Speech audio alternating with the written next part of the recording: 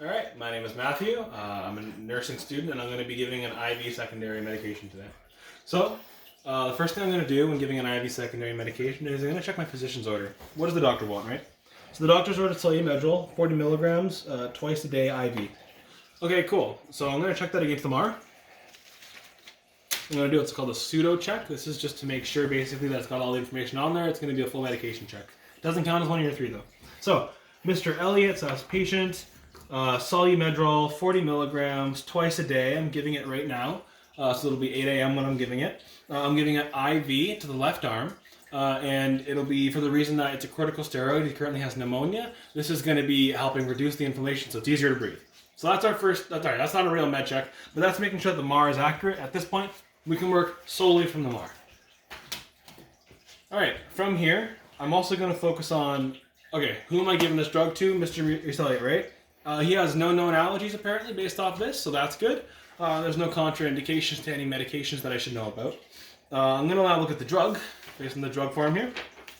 So, Solu-Medrol, I'm going to be giving it over at least 10 minutes. And I'm going to be reconstituting with 3 mils to give us 80 milligrams per mil. So, we have that. Another thing we're going to check here, aside from the reconstitution orders, are also the compatibility and stability, because this will be important when it comes to writing our labels. So, compatibility, I know it'll be compatible with our medication. Our Solu-Medrol is compatible with the non-saline, which is good. I can either do it non-saline or D5W. He's currently got a non-saline hanging, so I'm not going to go ahead and change it up all of a sudden and give him that when there's no orders to do so. Furthermore, it'll be stable for about 24 hours after diluted in 50 to 100 milliliters of non-saline. Or normal saline, sorry. So that's all the information I needed for the drug. From here I can go and pretty much. So that's the end of my assessment phase. Almost, sorry. One more thing I'm going to do. I'm going to go see the patient really quickly just before I move on, just to make sure my patient's in a place where I can actually give this drug, right? So I'm going to say patient, knock knock. Hi there, Mr. Patient person. You mind if I check your identifiers? Cool, you're the right patient. I'm going to be giving you this drug later. Is it okay if I check your IV site for now? Awesome.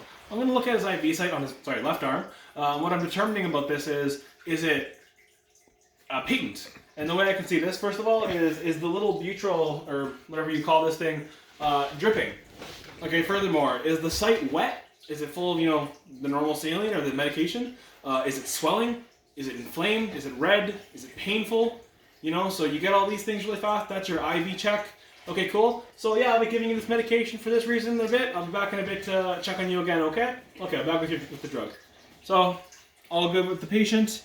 That's my assessment done for the moment. I'm going to be checking his IV site again before I give him med. Okay, from here I'm going to go on to my planning. I'm going to go over to the utility cupboard, wash my hands with my stuff. It's always circumstantial based on what you're doing.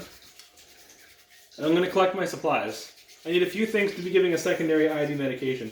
First of all, I'm going to need to have my secondary IV tubing. Furthermore, I'll need the label for that tubing. I'll need a syringe to infuse the medication into the mini bag, a blunt tip for the poking of that, normal saline water in order to reconstitute the medication, and I'm going to take some of these with me because it's always nice to have alcohol pads wiped out caps. So I take these all back with me. Cool. At this point, I've grabbed all my stuff. I'm done my planning phase. I'm going to move on to my implementation phase, and that means doing my first med check, which means grabbing my first med. So I'm going to head over to the med room. Okay, cool. I'm at the med room. I probably wash my hands again in here. It's a very clean room. I'm going to check my medicines really fast. This one is what I want, but it appears to be past its expiry. It's supposed to be a powder. Not that one. We grab this. Okay, what is this? I have my MAR with me in the med room. Alright, so we're going to do another med check right here. As we're doing our first true med check as we're grabbing our medication here. So, the patient, Mr. Reese Elliott, Solu-Medrol. I'll be giving 40 milligrams. I'll be giving that right now at 8 a.m. and again at 8 p.m. I'll be giving it IV to the left arm for the reason that it's a corticosteroid, and this is going to help our patient breathe by relieving some of the swelling inside of his lungs. he has pneumonia. Okay. This is also, so that's why I checked for that. I also grabbed this, and before I leave the med room, I'm going to check their integrity. So the IV med bag is not leaking, everything's readable, the injection area is intact, and the cap's still on this. It is not expired, and appears to be what it's supposed to be, so that's good.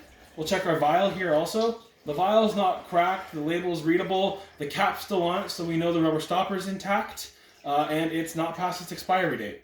Excellent. So, we've got our two things fully checked now. We're going to leave the med room. Excellent. Okay, at this point, we're going to move on to our second check. So what this means that our second check is, we're going to have to do our math before we do our second check, and we're also going to write the label out as we're doing our second check. So, first of all, we'll start with the math. What do you need to know by the second check? You need to know how much of your drug you're going to be pulling out and infusing into that bag.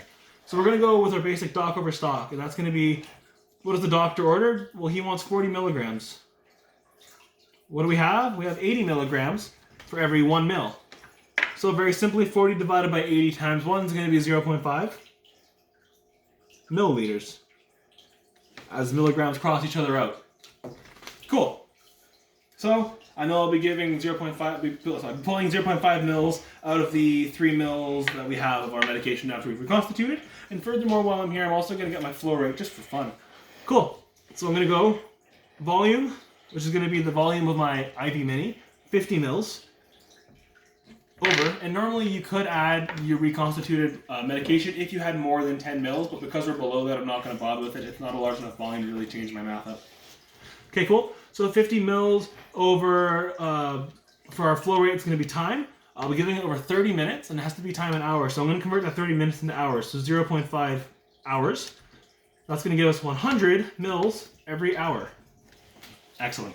Okay, so our math is done. Now we're also going to look over to our IV medication label. What are we going to write on here? Okay, so Solu-Medrol. What is the medication we're giving? How much Solu-Medrol is in here? Well, the doctor's ordered 40 milligrams, and my plan is going to be to inject 40 milligrams into the bag, so I'm going to write 40 milligrams. That will tell how much of the medication's in this bag. Normal saline's written on the side, so they know that. Sorry, normal saline's written on the other side, so they'll know that normal saline's in there already. It is March 20th right now, around 8:21. So I'm going to write down March 21st at 8:21, because it'll be expired tomorrow, 24 hours from now, as listed on the data sheet here. And then furthermore on the bottom, I'm just going to fill this up for fun. Mr. Reese Elliott, added by me, my signature here. Best before, March 21st, 2021. Okay, my label's now done. I'm going to half affix my label to the IV, not the front where all the good stuff's written, on the back. And we're only going halfway for now.